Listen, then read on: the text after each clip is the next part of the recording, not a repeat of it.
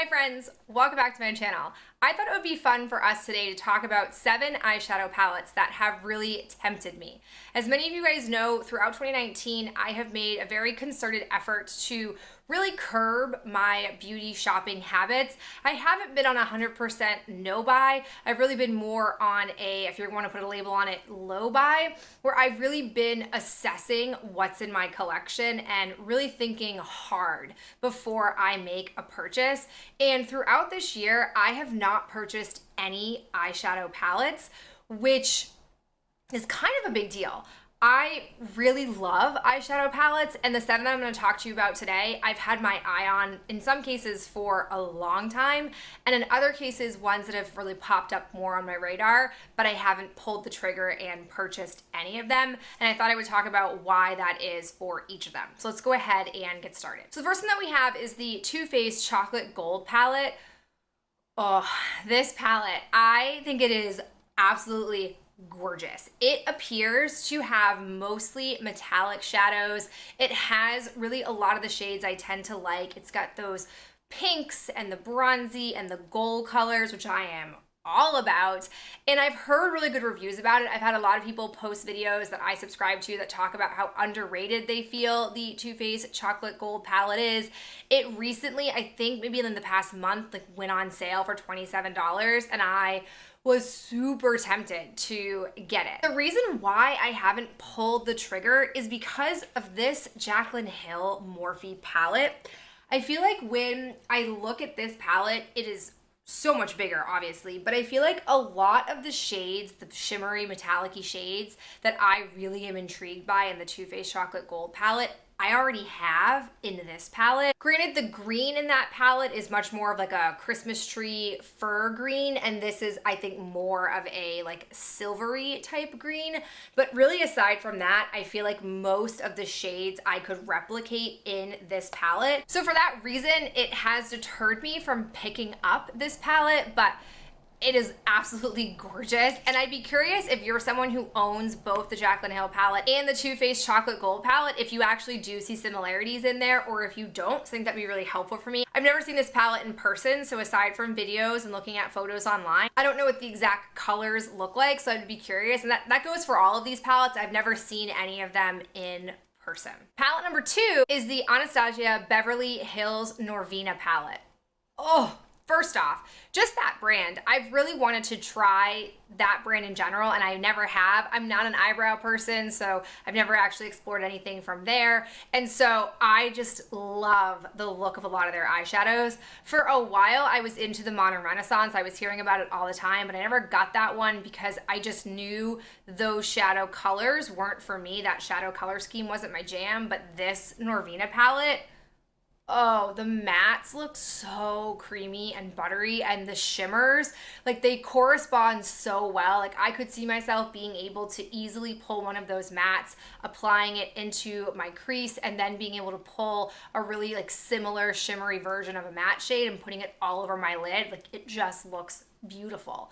But then back when I posted my eyeshadow palette collection video, I received a comment that said that one of my palettes looked just like the Norvina palette, and I was real like intrigued by that, so I pulled it out. It is the Cargo Summer in the City palette. I do love this eyeshadow palette. It's one of my favorite cargo palettes I've ever tried, and this is what it looks like.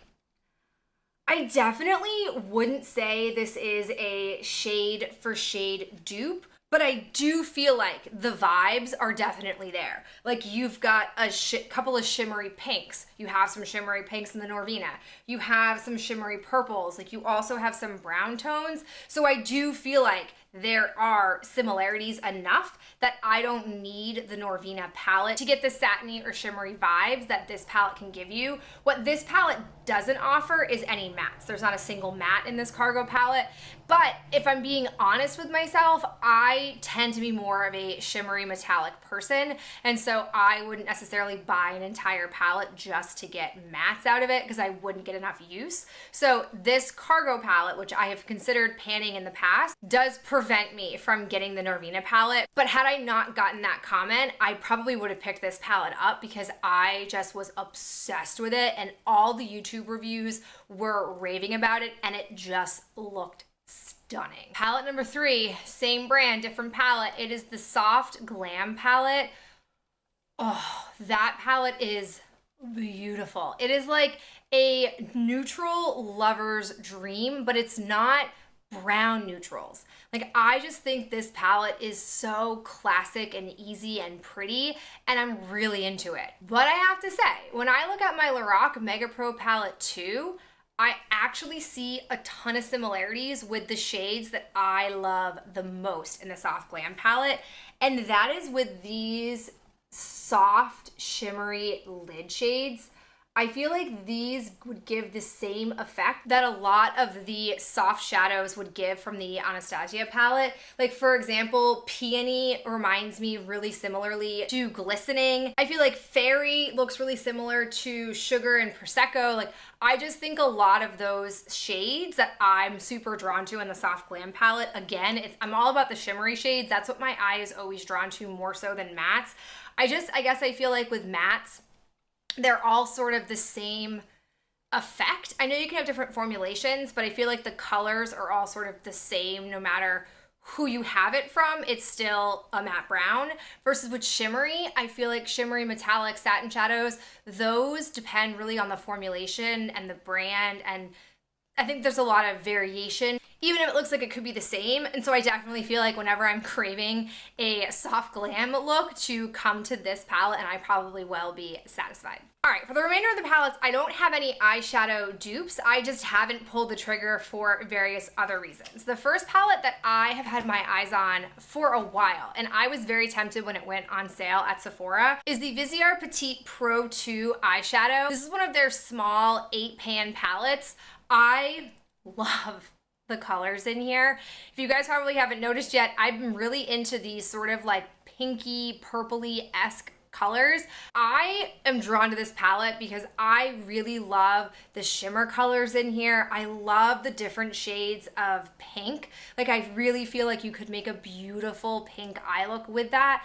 And it's not like a pink orchid color, which that's my issue is in the Loreal Mega Pro 1 palette. If you're thinking to yourself, like, you don't really like pink shadows, I do, but I don't love the tone of that on my skin, versus these are a little bit like a deeper, truer pink and not more of like a pinky magenta, which is what I think orchid is. That I just really, really love this. It has a cream, which obviously is a palette made for me, and I'm just really intrigued by Viseart shadows in general. I just haven't pulled the trigger on it because $30 seems like a lot for, it's truly like, I think the size of a credit card. It's super small.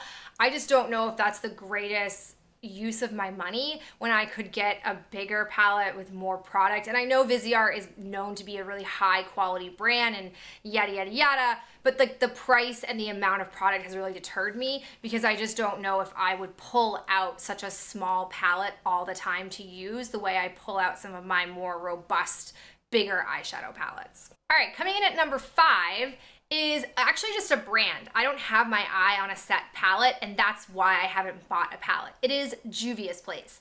I am super intrigued to try Juvia's Place. I have heard that their matte shadows are like the cream of the crop. You can get no better than a Juvia's matte eyeshadow, and that very much intrigues me.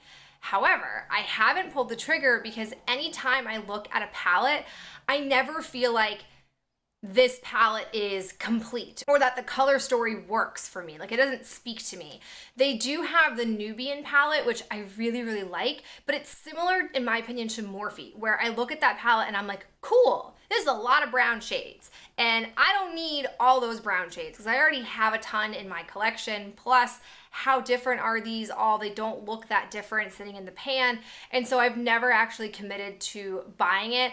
I don't know if they'll ever put out a palette whose color story speaks to me and works with my collection and with my makeup preferences, but they're on my radar. I am always intrigued. I also want to try, not that we're talking about this right now, but I want to try their foundation. Like, I'm very intrigued by the Juvia's Place brand. I just haven't met my match with eyeshadow palettes. Okay, then we have two ColourPop palettes that I am really, really into. The first one is the It's My Pleasure palette.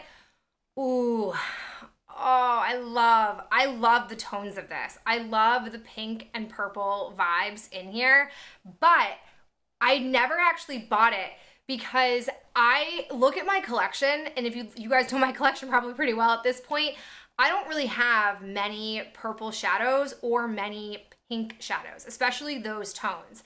Now, some people could look at that and say like, cool, you have a void. You could fill that void with this palette. But I look at it as there's a reason I don't have a lot of those colors, and it's because how prone am I to wear them. And so that's what has stopped me from buying this palette, because I really want to be putting palettes into my collection. I know it's not realistic for me to pan everything that I have in my makeup collection. I know that. I do know that. But I at least want to be able to put something into my collection that I will get a good deal of use out of. And that has not been the case with my eyeshadow palette collection to date. And so I'm trying to correct that. And so I just don't know, truly don't know, if I would get as much use out of that palette as I love to look at it. And that happens sometimes. Like, I'll admit, there are times that I will look at a palette and be like, oh my God, I love you so much. You're super pretty. And then I put it away. Like, I'll swatch it, but I don't actually use it on a regular basis.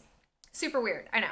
So I've also heard mixed reviews on this palette. I've heard some people say that they like this palette, but it's difficult to work with. It's difficult to, blend out. And I'm not looking to add a difficult palette to my collection. So I just haven't pulled the trigger on this. I really want to go back into my collection, even though I don't have many shades like this. I want to play with some purples. I may have to pull out like my Jaclyn Hill palette and a couple of other palettes where I have like the odd purple shadow here or there, and just see if I like the looks of it. And if so, I might be intrigued to then pick this palette up. But aside from that, I just feel like that void in my collection tells me that it's intentional and that I wouldn't get enough use out of it. The last palette for this little roundup also comes from ColourPop. It is the ColourPop Fame palette. Oh, this palette, it is so gorgeous. I love the different brown shades in here, different taupe shades. And I know you may be thinking to yourself like, Victoria, don't those look really similar? Here's what makes this different in my opinion, and that is that it has different textures. So you have some satin shades, you have some matte shades. It's not just all matte browns or shimmery browns. And I really love the idea to have different textures within a palette. Do I think I needed to have all of those colors? No, I think we could have cut a row out of that palette, but I really do love it. But again, I've never pulled the trigger on it simply because it feels too similar to a lot of other palettes in my collection. And so do I really need it?